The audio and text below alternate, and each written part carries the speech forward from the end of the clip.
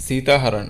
रावण जो कि इसी अवसर की प्रतीक्षा कर रहा था कि राम और लक्ष्मण जी कुटिया से दूर हो जाए और वह अपने कार्य को पूर्ण कर सके।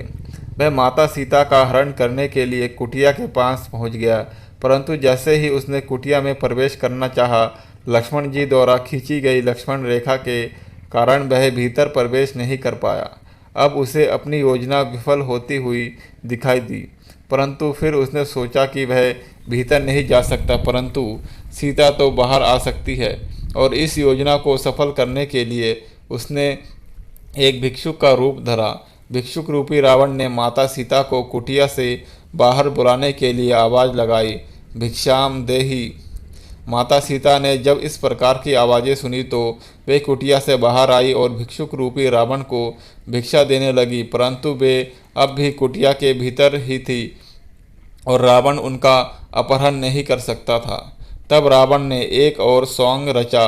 रावण जो कि एक सन्यासी भिक्षुक के रूप में था, क्रोधित होने का नाटक करके कहने लगा कि किसी सन्यासी को किसी बंधन में बंधकर भिक्षा नहीं दी जाती। आप इस कुटिया के बंधन से मुक्त होकर भिक्षा दे सकती है तो दे, अथवा मैं बिना भिक्षा लिए ही लौट जाऊंगा। रावण के इस कपट से अनजान माता सीता ने अत्यंत ही विनम्र भाव से कहा कि हे देव, मुझे आदेश है कि मैं इस कुटिया से बाहर ना जाऊं, अतः आप कृपा करके यहीं से भिक्षा ग्रहण करें। परंतु इस बात पर रावण कहाँ राजी होने वाला था, अतः उसने और भी क्रोधित होकर माता सीता से बाहर आकर भिक्षा देने को कहा और ऐसा ना करने पर खाली हाथ लौट जाने को तैयार हो गया।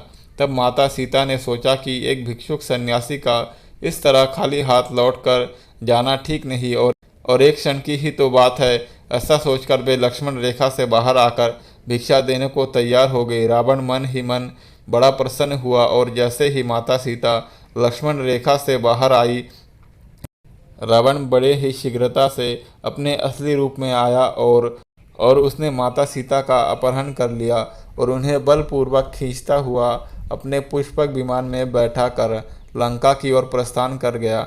और इस प्रकार माता सीता का हरण हुआ। विलाप करती हुई सीता ने मार्ग में खड़े जटायु को देखा। जटायु को देखते ही सीता चिल्लाई, हे आर्य जटायु, देखो लंका का यह दुष्ट राजा रावण मेरा अपहरण करके लिए जा रहा है। इस नराधम से आप मेरी रक्षा करने में आप असमर्थ है, क्योंकि यह बलवान है और अनेक युद्धों में विजय पाने के कारण इसका दुस्साहस बढ़ा हुआ है।